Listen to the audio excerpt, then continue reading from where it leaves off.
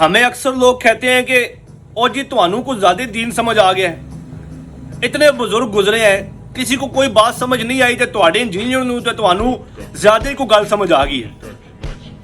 میرا بھائی ہم بھی تو یہی کہتے ہیں کہ آپ کے بزرگوں کو واقعی میں سمجھ نہیں آیا تھا. قرآن میں آتا ہے کہ فاستعینوا بالصبر والصلاۃ, اور نماز اور صبر سے اللہ کی مدد چاہو. آپ کے بزرگوں کو یہ بات سمجھ آئی کہ دیکھیں جی نماز اور صبر بھی تو غیر اللہ ہے, جب ان کے ذریعے مدد چاہی جا سکتی ہے تو اس کا مطلب ہم بزرگوں سے بھی مدد لے سکتے ہیں.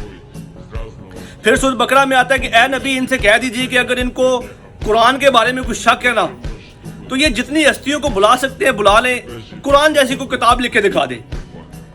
آپ کے بزرگ احمد یار خان نعیمی صاحب کو یہ بات سمجھ میں آئی کہ اللہ تعالیٰ ہمیں دعوت دے رہے ہیں کہ آپ قرآن اگر لکھ سکتے ہیں تو لکھ لیں.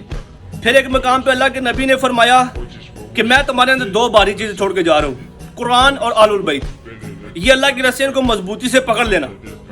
آپ کے بزرگوں کو یہ بات سمجھ میں آئی کہ دیکھیں جی رسی میں تو بہت سے بل ہوتے ہیں, تو اس کا مطلب کہ ہر بل ہمیں اللہ تک پہنچاتا ہے, تو ہمیں بلوں سے مدد مانگنی چاہیے تاکہ ہم اللہ تک پہنچیں. آپ کے بزرگوں نے اپنی ضد اور اپنی انا میں ہمیں نور اور بشر میں پسائے رکھا, جبکہ قرآن میں صاف طور پہ آیا تھا کہ قل انما انا بشرکم مثلکم, اے نبی کہہ دیجئے کہ میں تمہاری طرح کا انسان ہوں, مجھے اللہ کا بندہ اور اللہ کا رسول ہی ماننا. لیکن آپ کے بزرگوں میں تو تھی ضد, انا, جو کہ انہوں نے دکھائی. میرا بھائی واقعی میں بات ان کو سمجھ نہیں آئی تھی, اس لیے تو ہم آپ کو کہتے ہیں کہ مرنے سے پہلے ہم مسلمان کر لیں اس پہ غور.